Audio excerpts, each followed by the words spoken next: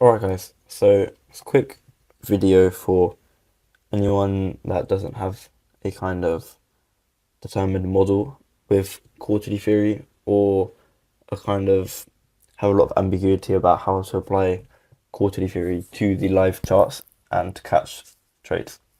So essentially the model that I think the majority of people use in this mentorship, or at least the model that I use, is simply a minimum of 2 stages of cracks and correlations, or SMT, followed by an entry model. So what I mean by this is we have a high time frame sequential SMT, followed by a lower time frame sequential SMT, which is in line with the high time frame one. So what it's doing is confirming the high time frame one, pinpointing when the high time frame sequential SMT will come into effect. And then after that, we have our entry model.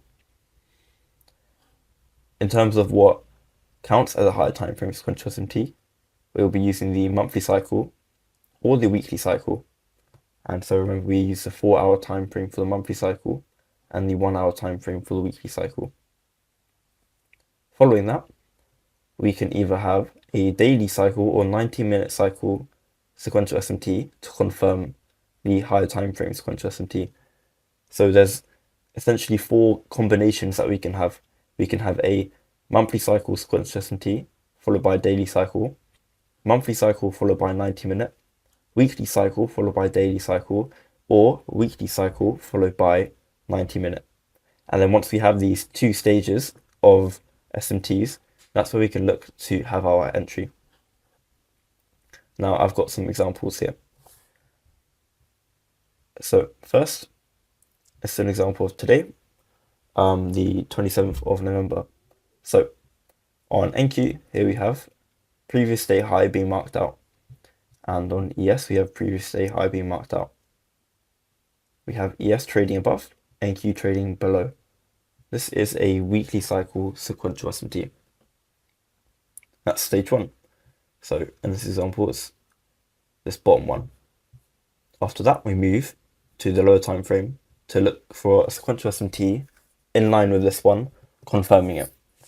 So here, above we have NQ, and I've marked out the London high. And I've done the same for the Dow, for YM here.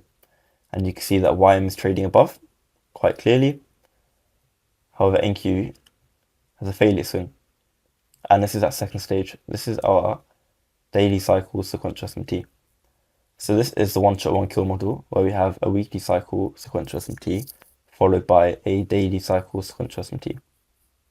And it's after that, that is when we have our move down. And you can see that here on the higher time frame. So that's essentially the model. Entry, in terms of entry models, we can use whatever you want. I personally, I think many of you know, I like my 1-minute precision swing points, but I don't really recommend that.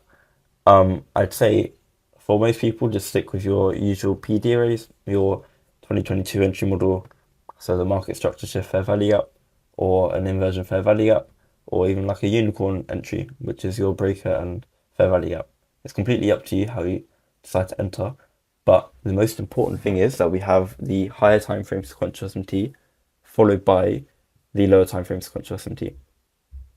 And we have at least one of these 4 combinations before looking to take a trade intraday. So, some additional rules. We'll only be looking to trade on Monday when there is SMT with the previous Friday. So that means is that we'll have a high time frame sequential SMT. If we have no sequential SMT between Friday and Monday, we won't be expecting an expansive day, and therefore we'll just step away from the charts and it'll be a no trade day. The second rule is we focus on 9 to 10:30 a.m. This is going to get rid of a lot of noise and unnecessary losses before and after this time. Anything outside of this time window is going to help you gauge what's going to happen between that 9 to 10:30 a.m. time window. So anything happening in London session or Asia session is going to help you determine where price is going to move to during New York AM. And this is Q3 of New York AM.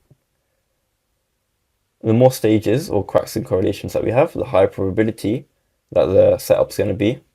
But we need a minimum of these two stages, a higher time frame sequence adjustment t followed by a lower time frame sequence adjustment t.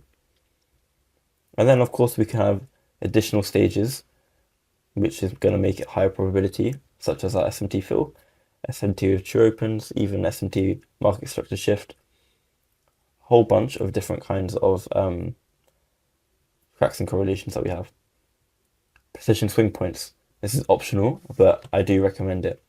In this example, this candle here that I've got my cursor on was a 1 hour precision swing point. And you can see that is what led the move happening. So that's pretty much it for the model. Of course, there's some other smaller bits, but this is essentially the foundation of the model that I think we all should be using.